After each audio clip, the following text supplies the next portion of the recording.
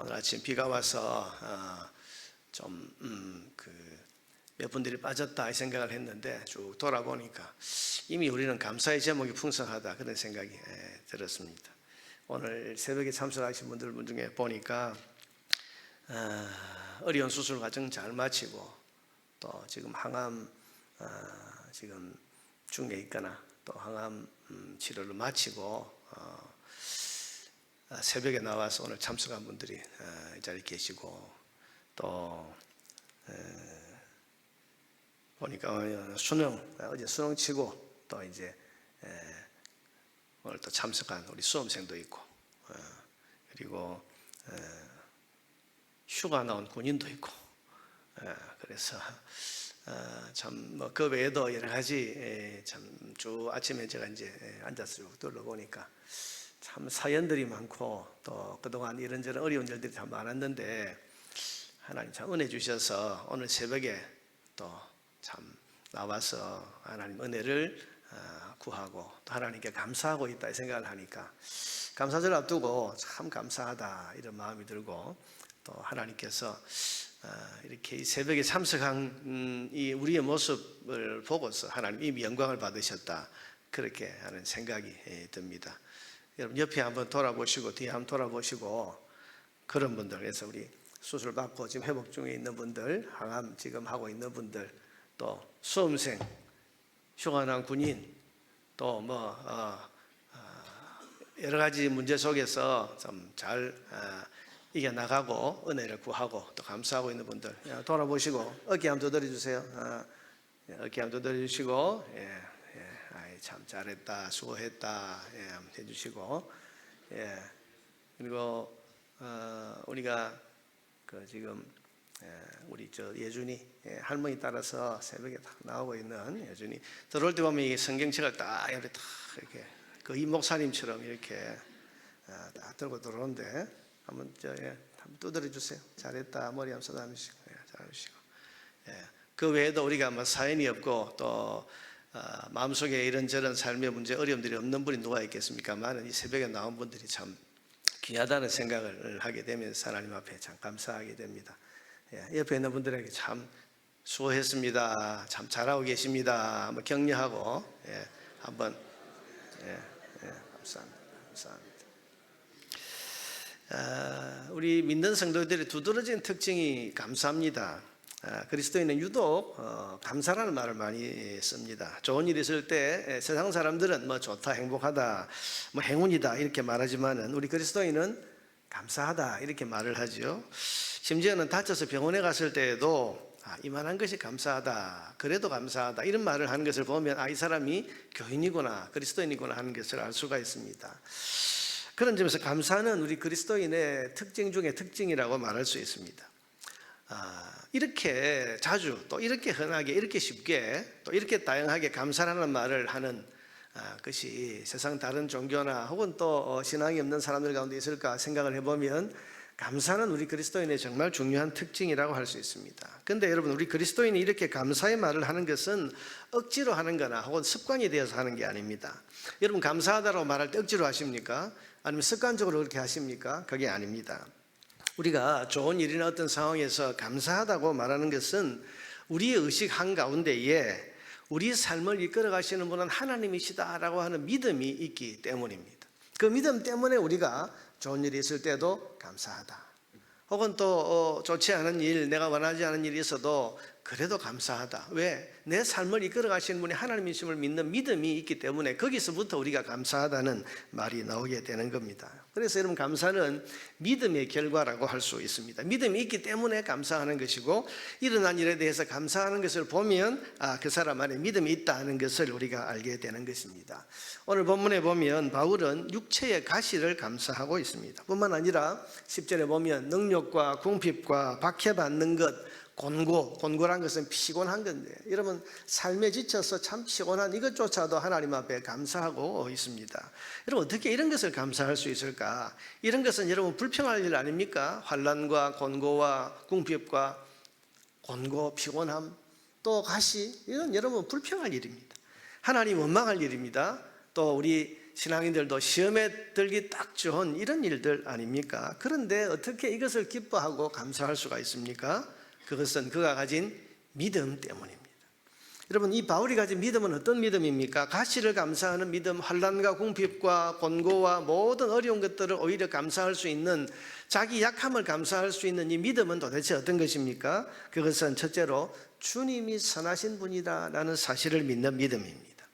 오늘 본문 9절에 보니까 나에게 이르시기를 내 은혜가 네게 족하도다, 내 은혜가 너에게 충분하다. 이 말은 여러분, 육체의 가시를 없애달라고 하는 바울의 기도에 대해서 주님이 응답하신 말씀입니다. 가시를 없애주세요 그랬는데, 아니, 그 가시가 그대로 있는 것이 너에게 내가 주는 은혜야, 그 말이죠. 여러분, 어떻게 삶을 찌르는 것이, 이 가시가 어떻게 은혜가 되겠습니까? 가시 없는 삶이 은혜고, 아픈 가시를 시원하게 빼주시는 것이 정말 큰 은혜지, 어떻게 아픈 이 가시를 그대로 가지고 있는 것이 은혜가 될 수 있겠습니까? 그런데 바울은 이 이해할 수 없는 주님의 말씀 앞에 예라고 순종하면서 받아들입니다. 여러분, 3번 기도했다고 하는데 이 말씀 받은 이후에 더 이상 기도하지 않습니다. 이 가시 없애주세요, 그렇게 기도하지 않습니다. 그대로 받아들입니다. 어떻게? 아니, 이 가시, 내 삶을 여전히 괴롭히는 가시가 내 몸에 남아있는데 이걸 어떻게 받아들이고 이게 은혜라는 말씀 앞에 어떻게 이해하고 순종할 수 있었을까? 그리고 다시 기도하지도 않을 수 있었을까? 그것은 그가 주님이 선하신 분이신 것을 믿기 때문입니다. 여러분, 선하신 주님이 은혜라고 하면 그게 은혜가 되지, 은혜이지 않겠습니까? 선하신 주님, 나를 사랑하시는 주님이 그 가시가 아니 그건 너에게 유익이야, 너에게 은혜가 된다 그렇게 말씀하셨다면 여러분, 그 가시는 정말 나를 유익하게 하고 나를 잘되게 하는 그런 은혜가 될 수 있지 않겠습니까? 바울은 자기 삶을 주관하시는 주님이 선하신 분이라는 사실을 믿었습니다. 선하신 분이니까 그 주님이 내 삶을 인도하시는 한 나는 결코 잘못될 리가 없다, 나를 그 주님께서 결코 해롭게 하실 리가 없다, 주님의 능력이 없어서 이 가시를 빼주시지 않는 것이 아니라 주님이 내게 이 가시를 통해서 선하게 하시고 유익하게 하실 것을 내가 믿고, 주님은 그런 선하신 분인 것을 내가 분명히 믿기 때문에 이 가시가 은혜라고 하시는 이 주님의 말씀을 있는 그대로 받아들일 수 있고 또 감사할 수 있었던 것입니다. 우리가 어떤 일에 대해서 감사하지 못하는 것은 내 삶을 주관하시는 주님이 선하신 분이라는 사실을 믿지 못하기 때문입니다. 여러분, 가만히 생각해 보세요.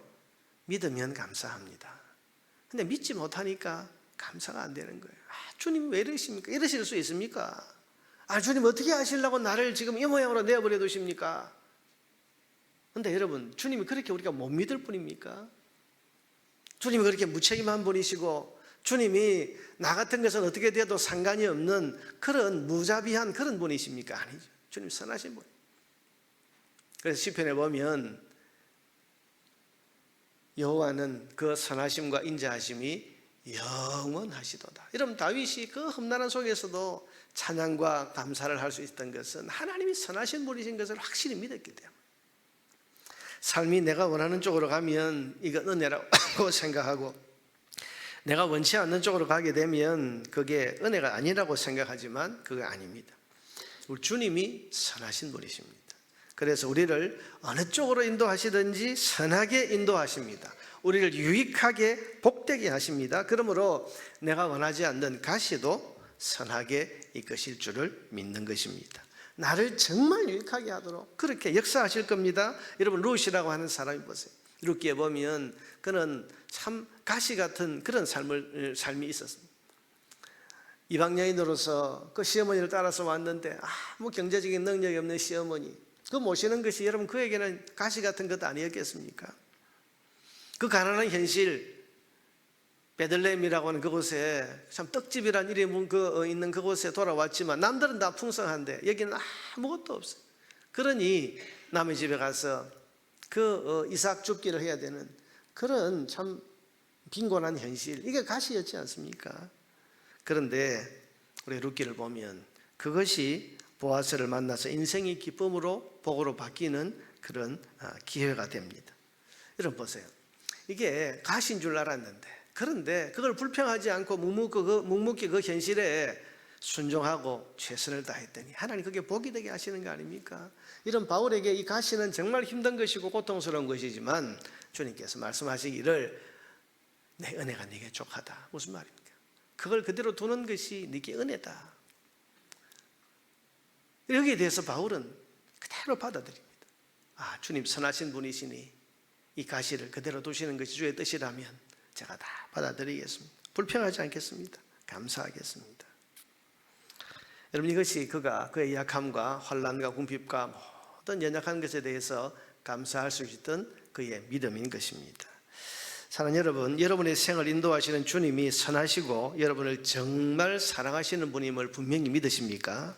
그렇다면 그 주님의 선하심을 믿고 범사에 감사할 수 있는 저와 여러분 되기를 바랍니다. 저는 이 확신이 분명합니다. 주님이 선한 분이시니 선하게 인도하실 것이다. 어떤 상황, 어떤 환경 속에서도 여러분 우리가 어떤 문제를 두고 이 환경을 바꿔달라고 기도하지만 그러나 그 환경 자체가 우리에게 가시와 같은 그런 나쁜 것이 되지 않는 것은 그 좋지 않은 환경, 기도하게 하는 그 문제조차도 하나님께서는 그것을 사용해서 우리를 선하게 유익하게 반드시 우리를 잘되게 복되게 하는 쪽으로 인도해 주실 것을 믿기 때문에 주님이 선하시기 때문에 이것조차도 감사하는 것이고, 그래서 하나님 기도할 수 있게 해주셔서 감사합니다. 이것이 힘들 거지만 이것 들고 주님 앞으로 가까이 나와서 내가 기도할 수 있게 하시니 감사합니다. 내가 이렇게 주님 앞에 더 가까이 나가서 주님 만날 수 있게 해주시니 감사합니다. 또한 주님 앞에 이 기도의 제목을 가지고 기도할 때에 주께서 결국 선이 되게 유익하게 복되게 해주실 것을 내가 믿고 주님이 바로 그런 선하신 분이심을 내가 믿기 때문에 이것조차도 감사합니다. 여러분, 이렇게 감사할 수 있는 저와 여러분 되기를 주의 이름으로 축원합니다. 둘째로 바울이 가진 또 하나의 믿음은 약한 것이 강한 것이 될 수 있다는 믿음입니다. 여러분, 9절에 보니까 이는 내 능력이 약한 데서 온전하여집니다. 여러분, 그가 약한 것에 대해서 감사할 수 있었던 것은 주님이 선하신 분이심을 믿고 그 믿음이 있지만 동시에 이 약한 것이 내게 더 강한 것이 될 수 있다고 하는 그런 믿음 때문이었습니다. 여러분, 여기서 말하는 내 능력이 약한 데서 온전해집니다. 이 내 능력이란 말은 복음을 전하는 능력을 말합니다. 바울은 사역자입니다. 지금 가시를 없애달라고 기도하는 이유는 그게 있으면 복음 전파의 능력이 약해진다고 생각했기 때문입니다. 여러분, 전에 말씀드린 대로 이 가시는 병입니다. 몸에 있는 병, 간질발작 같은 그런 병을 말하는데, 여러분 생각해 보세요. 그리스도의 능력을 설교하고 전파하는 바울이 설교를 하다가 자기가 이 간질발작을 하면서 여러분 쓰러져서 거품을 물고 온몸이 마비돼서 경련을 일으키고, 여러분 이런 모습이 사람들에게, 아니 자기 몸에 있는 병도 있으면서 무슨 그리스도가 능력이 있단 말이야. 그리스도의 능력이 있으면 그 능력을 전하는 저 바울이 저런 험악한 병에 걸려 있겠냐, 저런 꼴이 되겠냐. 여러분, 이렇게 생각하면 그리스도의 복음이 능력 있게 전파될 수 있겠습니까? 그러니 바울은 내가 이 병이 없이 정말 내가 그리스도의 능력, 복음의 능력을 제대로 나타내는 사역자가 되려면 내 몸에 있는 이 병이 없어야 되고 내가 무쇠같이 단단해져야 된다. 그래야 그리스도의 능력이 나타나지 않겠냐, 복음이 힘있게 전파되지 않겠냐, 이렇게 지금 생각했기 때문에 이 가시를 없애주십시오, 그렇게 기도했던 겁니다. 그런데 주님 말씀은 아니다. 너의 능력은 약한 데서, 약하고 부족한 부분이 있을 때 더 강해질 수 있다고 하십니다. 왜 그렇습니까? 약하고 부족한 데가 있을 때 겸손히 엎드려서 주님을 의지할 수 있기 때문이다 라는 것이었습니다. 바울은 이 말씀을 듣고 아마 정신이 번쩍 난 것 같아요. 왜? 지금까지 자기 능력이 복음의 능력인 줄 알았어. 내가 힘이 있고 내가 강하고 내가 아무 부족한 것이 없으면 복음의 능력이 나타난다고 생각했는데 주님 말씀 들으니까 정신이 번쩍 난 거죠. 그렇구나. 내 능력이 아니고 그리스도의 능력이 나타나야 되는구나. 내 힘으로 하는 게 아니라 주님이 힘 주시고 주님이 은혜 주셔야 되는데, 그러기 위해서는 내가 약해지고 내가 비워지고 내가 주님을 더 강하게 의지해야, 그래야 주님의 능력이 나타날 수 있는 거구나. 그것을 깨닫고 정신이 번쩍 났던 거지. 그래서 내가 약할 때 주님 더 의지하는구나. 여러분 생각해 보세요. 자기가 간질 발작을 하는 그런 병이 있는 사람이 설교하기 전에 얼마나 기도 많이 하겠습니까? 주님, 은혜로 붙들어 주십시오. 이 말씀 전하는 이 동안에는 내가 그 병이 발작하지 않게 해주십시오. 끝까지 내가 설교할 수 있도록 주님 도와주십시오. 자기 능력이 아니고 주님 능력을 전적으로 의지하면서. 여러분, 제가 가끔 기침을 하거나 이렇게 할 때가 있는데요, 그럴 때 평상시보다도 더 간절하게 주님 은혜를 의지하죠. 주님, 오늘 이 1시간 예배 인도하는 동안만은 기침을 하지 않게 해주십시오. 주님 붙들어 주십시오. 목소리 나오지 않아서 목이 잠겨있을 때도 주님 이 1시간 동안만 목소리 나올 수 있도록 주님 도와주십시오. 이게 뭐지요? 내가 약하니까 이게 내 능력 의지하지 않는 거예요. 여러분 보세요. 내가 뭐 아픈 것도 없고 이 목청도 건강하고 여러분 그런 몸을 가졌다면 그렇게 간절하게 기도하고 주님 의지하겠습니까?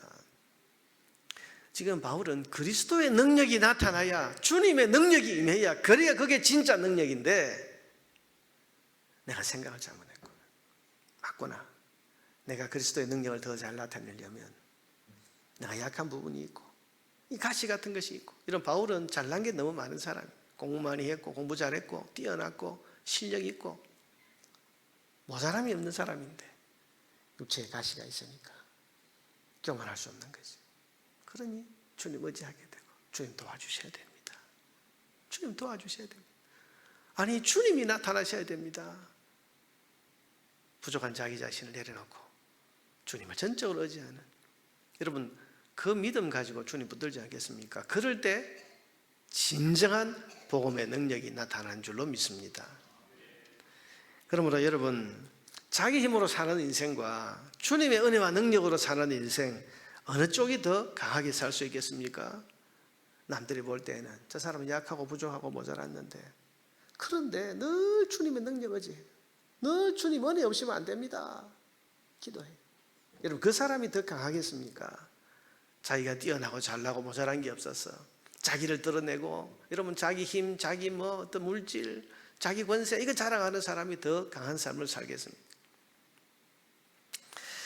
신학생 시절에 저희 동기 중에 남들보다 새벽에 1시간 더 일찍 나와서 늘 기도하는 분이 있었습니다. 이분은 공부보다도 기도하는 시간이 더 많다고 느껴질 정도로 기도하는 시간이 유난히 많은 사람이에요.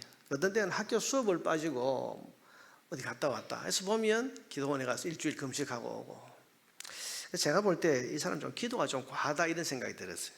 그래서 제가 한마디를 했습니다. 전도사님, 기도도 중요하지만 우리 학생 때는 공부를 더 많이 해야 되지 않겠습니까? 제가 보기에 좀 기도가 과도한 것 같습니다. 그 말을 했더니 그분이 하시는 말씀이 참 충고로 고맙습니다만은 저는 기도 안 하면 안 되는 사람입니다.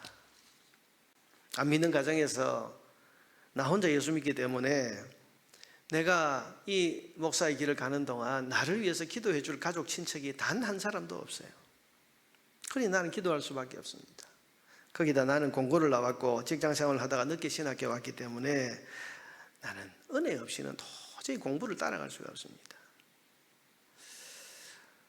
무엇 하나 남보다 나은 게 없기 때문에 저는 남보다 더 기도해야 되고 남보다 더 주님의 은혜를 구할 수밖에 없습니다. 그러니 이해해 주세요. 그 이야기를 하는 거예요. 부족하니까 더 의지해야 되고 남보다 불리하니까 더 기도해야 되고 더 간절히 주님의 은혜를 의지할 수밖에 없다는 대답이었습니다. 여러분, 이분은 자기의 약함을 불평하지 않고, 불평하는 분들도 있었어요. 나는 나 혼자 예수 믿는다, 아무도 기도할 사람 없다, 너희들은 좋겠다, 너희는 뭐 목사 아들, 장로 아들 다 대대로 믿는 집안이니까 기도해 줄 사람이 좋겠다, 여러분 이렇게 비아냥거리고 자기 처지를 불평하는 그런 분들도 있기는 했습니다만은, 이분은 자기의 약함과 불리함을 불평하지 않고 대신에 그것 때문에 주님께 더 가까이 나가기로 결심을 했던 것입니다. 그분은 신학생 시절 내내 장학금을 받았고 성적 장학금을 받았습니다. 교회 사역도 참 잘했습니다. 우리 동기들 사이에 늘 리더 그룹에 있었습니다. 그러다 유학 가서 한인 목회를 훌륭하게 잘하면서 주님 나라 위해서 귀하게 지금 헌신하고 있습니다. 자, 여러분 보세요. 약하면 부끄러운 게 아니에요. 그러니 불평하지 말아야 됩니다. 그래, 우리 주님이 선하시다. 우리 주님이 선하신 분이에요. 그것을 허락하실 때에는 주님께서 선하게 해주실 것을 확신하시고 여러분 주께서 그 선하게 해줄 게 대한 그런 주님의 의지가 분명하기 때문에 그걸 우리에게 허락하신 줄로 믿습니다. 그러니 환난도 궁핍도 가시조차도 선하게 이끌어 주실 것을 믿는 믿음으로 감사하시기를 바랍니다. 또한 그 약함 가운데서 주님을 더 간절히 찾고, 약하기 때문에 더 간절히 찾고, 내가 부족하기 때문에 더 은혜를 구하고, 그렇게 주님 앞으로 더 가까이 나가서 그리스도의 은혜를 구하면 그 약함이 오히려 여러분의 삶을 더 강하게 해주는 능력이 될 줄로 믿고 감사하시기를 바랍니다. 이것을 믿는 믿음으로 모든 일에 범사에 감사하는 삶을 살아갈 수 있는 우리 모두가 되기를 주님의 이름으로 축원합니다.